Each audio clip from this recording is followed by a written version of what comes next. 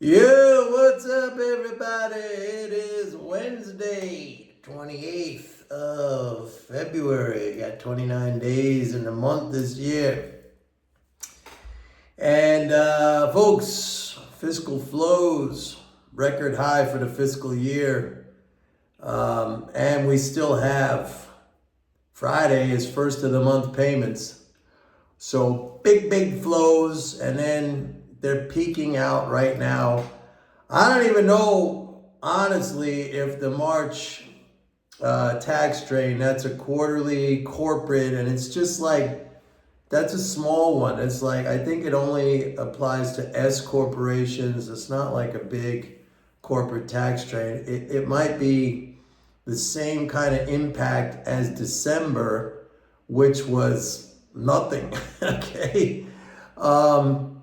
And these leading flows are still really strong. I mean, we might have to wait a little bit as we get closer to the April 15th. The April 15th is the biggie. Everybody knows that because taxes are due, filings are due. Why is February such a big leading flow month? I've explained that as because IRS tax refunds. We had one last week, like 44 billion in one day.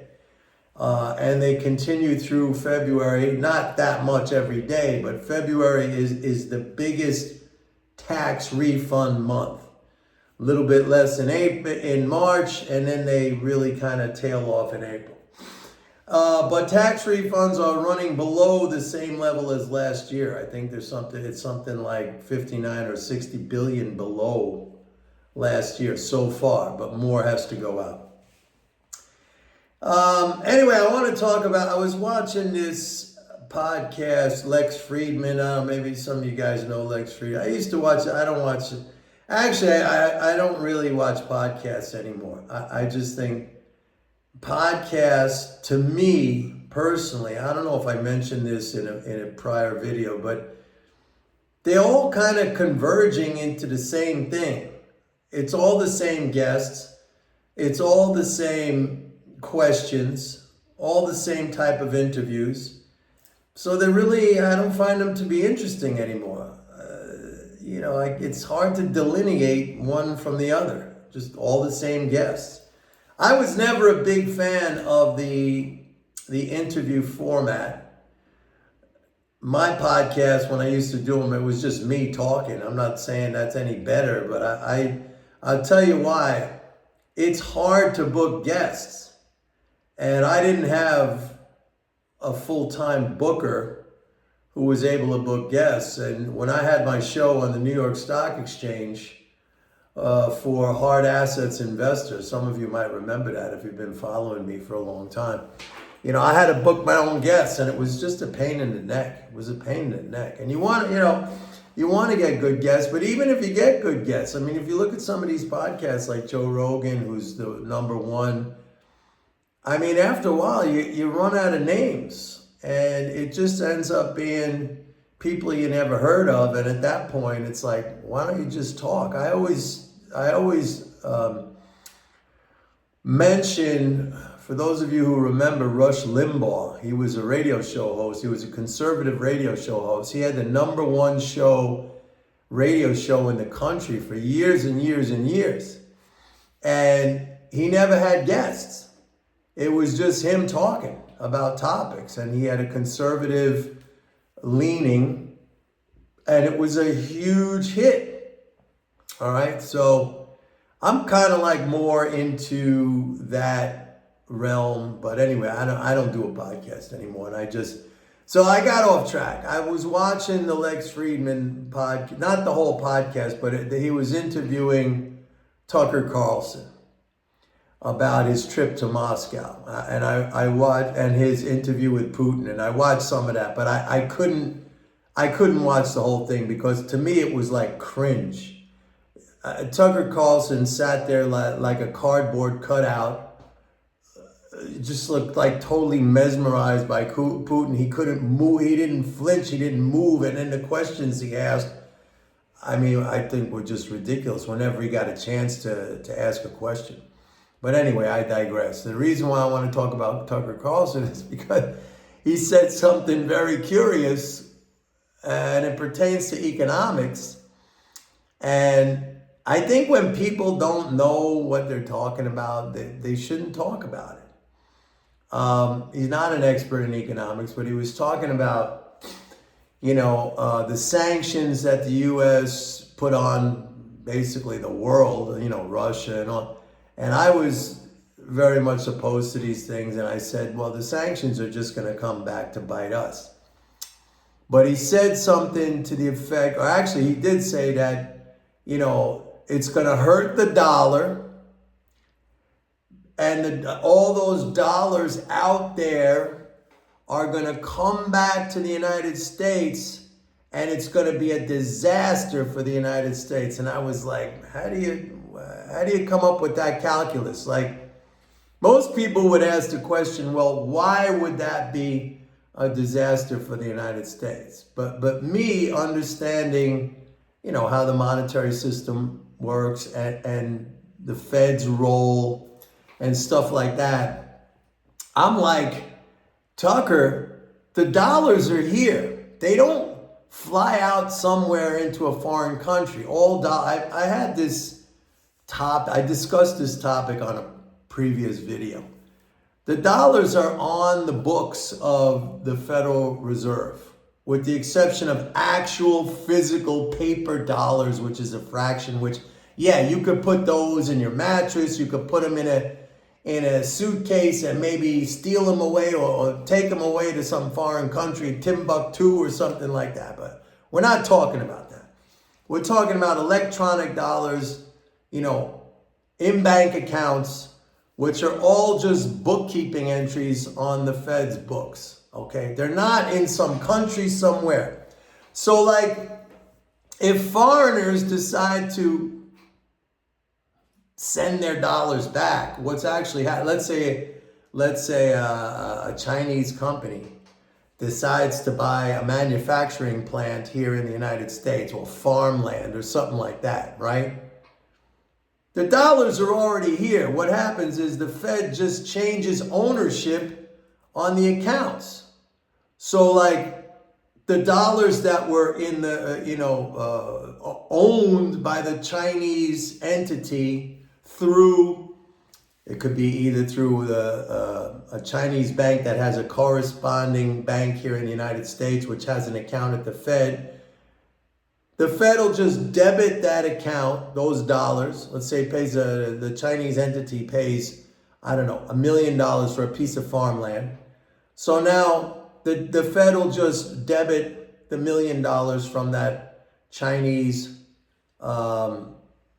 corresponding bank's account, and it will just credit the $1 million to the farmer that sold the property.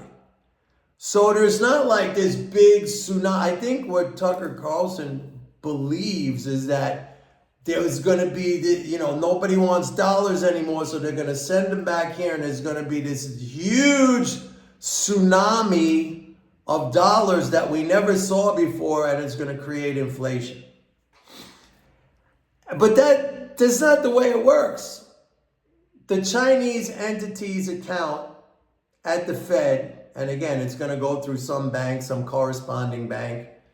It could be JP Morgan that has an account with, some Chinese bank, and the Chinese bank has an account at the Bank of China, People's Bank of China.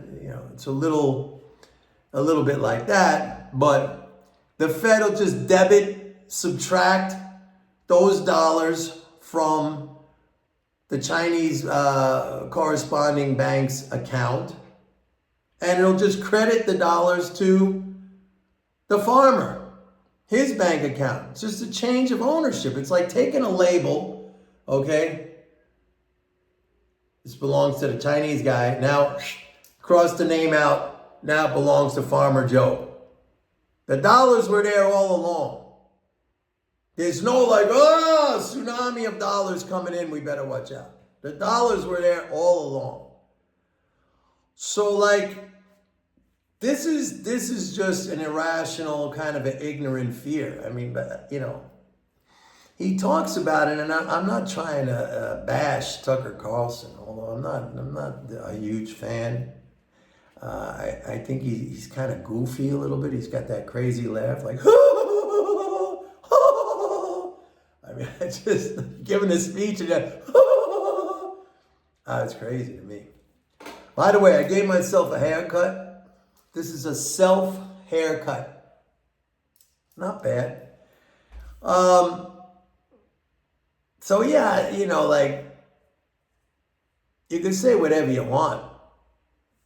And when it comes to economics, I mean, I don't have to tell you. We see and we hear this stuff all the time. Nobody corrects anybody because you can forget about the journalists or Lex Friedman or anybody like that or Joe Rogan to understand this stuff.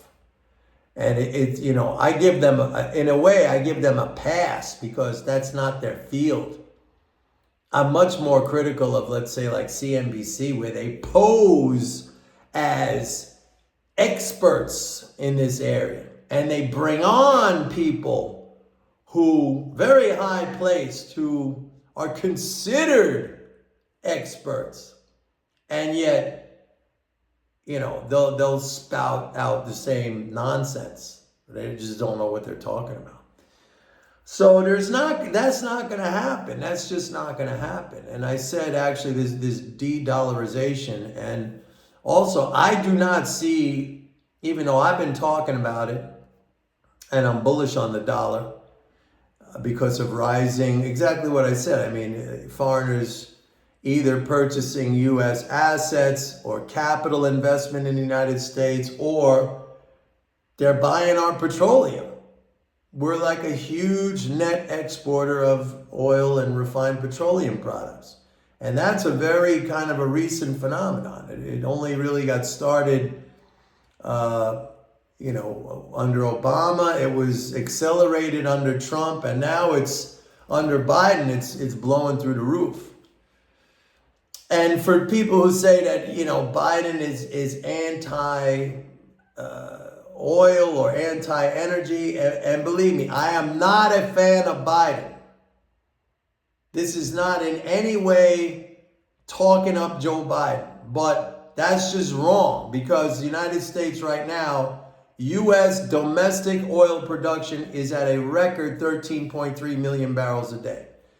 So this claim that he has stifled the oil industry, that's just absolutely not factual. We got record amount of production. It's higher now than it was when Trump was in office. So, I mean, you can take that to your friends who say, and again, this is not any kind of support on my part for Joe Biden. I didn't vote for him. I'm not going to vote for him, and I'm just saying it's not true what this claim that he's anti-oil. I mean, we have record oil production. So yeah, foreigners are buying our oil and they're investing. Actually, this example I gave you of Chinese purchases of farmland, that's actually happening. I mean, there's certain things I think you want to keep hold of, keep control of domestically as a nation. I mean, food production obviously would be something, and that comes down to farmland. Maybe steel production, stuff like that. I mean, if you have to fight a war and you don't have the ability to make things, I mean, that could be something too. But anyway, the dollars, is not going to be any flood of dollars. The Fed just changes the name on the accounts. That's it. The dollars are not like out there somewhere and, they get on a plane and they come back here. No. They're here. They're at the Fed. And it's just, it's a bookkeeping entry. Okay? The Chinese guy, he doesn't have the million anymore. Joe Farmer, he's got the million. But the million was here to begin with. Didn't go anywhere. It's not, it's not like coming over from somewhere and it never existed before. It's here. Okay? So if you heard stuff like that, or if you happen to watch that interview. And by the way, I did not watch the whole. I can't watch these podcasts anymore. I just cannot. Actually, if you want to know what I've been watching a lot of boxing videos because I learned from that. I've taken up boxing. Like, I'm 6 months into it, maybe going on my 7th month pretty soon. I love it. I'm really, really into it. I go twice a day to my boxing gym, and I'm about to do sparring next month in March, which we're almost there. March 9th, I got to take a sparring test. I bought the headgear and everything, and I'm ready to go, man. So I watch boxing videos. I watch instructional boxing videos, and I watch fights. And some of the best fights that I love watching are the classics. Ali Frazier, Ali Foreman, stuff like that. I mean, those were amazing. But yeah, I can't watch the podcast anymore. It's all the same guests. It's all the same interviews. I don't know. Tell me what you think. If you know of any good ones, I just think that they've all converged into the same thing. Anyway, that's what I wanted to say. Once again, I try to bring these things up because I really try to stress the importance of knowledge, of understanding. Because if you don't know, you could easily get frightened. Right? I said one time in the past, like, ancient peoples, ancient tribes, could be a thunderstorm. They thought it was the gods got angry and they were throwing lightning bolts. You have to have knowledge. You have to have understanding. And that's not to say that we ever reach a point where we know everything. Okay? Omniscient, all-knowing, no. But just try to keep learning. Make that an integral part of your life. Try to keep learning. And remember yesterday I talked about mental weakness. Mental weakness is like, oh man, I can't learn this stuff. Like somebody signs up for my report and they're all excited and they want to learn MMT, and then the report comes and I can understand, like, maybe it's a little bit over your head in the beginning. Maybe it's a lot over your head in the beginning. But the worst thing you could do is say, I just can't learn this stuff. I don't have the time. I don't have the patience, right? All those things that were in that, the quotes that I had you listen to yesterday from Reminiscences. By the way, did you buy the book? Don't have the time, don't have the patience. It's too much to handle. That's mental weakness. All right? You're already sabotaging yourself by not allowing yourself to learn. What is that? I mean, if you're one of those people, can you do me a favor and just sit down and think like, yeah, that's what I did.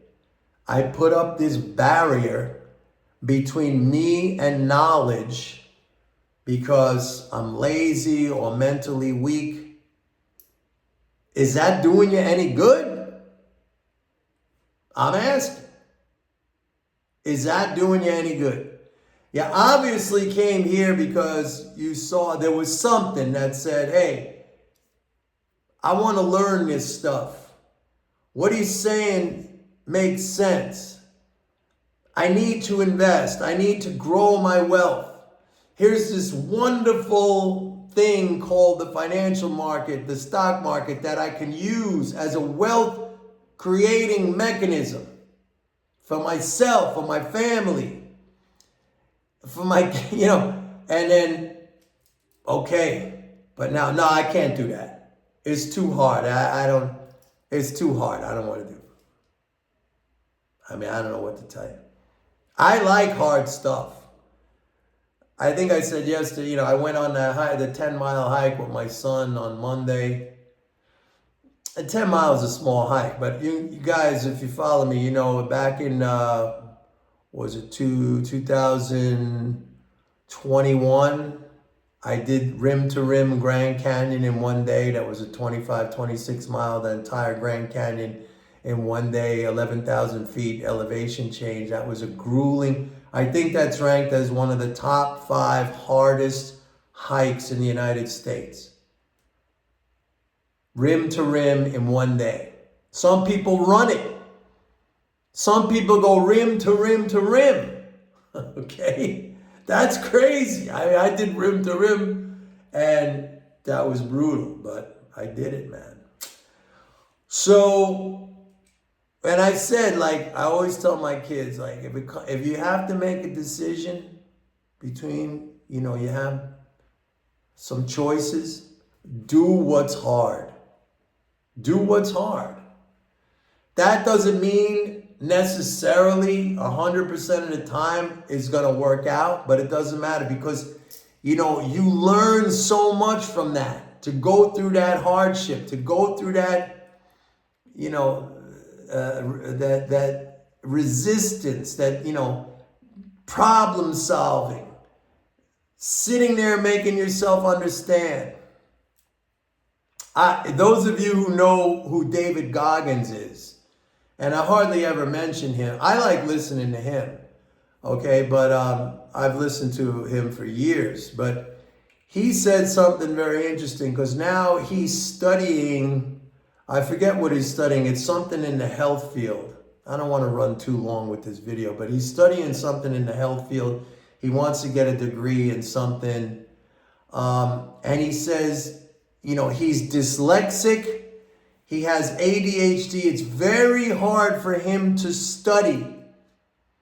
But he sits there and he writes notes and he goes over it and over it and over it. And it takes him a long time to learn, you know, just a handful of points from whatever it is he's studying.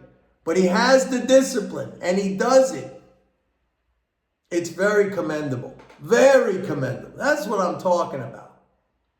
I mean, he could say, I'm a multimillionaire. I'm a famous guy. I've been a Navy SEAL. I've been an Army Ranger. You know, I do these ultra marathons and stuff like that. I get a lot of publicity. I don't need to get another degree in something. I don't need to get a job in something. I'm, you know, financially self-sufficient. But he's doing it. Okay, it's very, very commendable. So think about that. The next time you say, oh, I can't do this. This is, I don't get it. You get one report, I don't get it. Okay.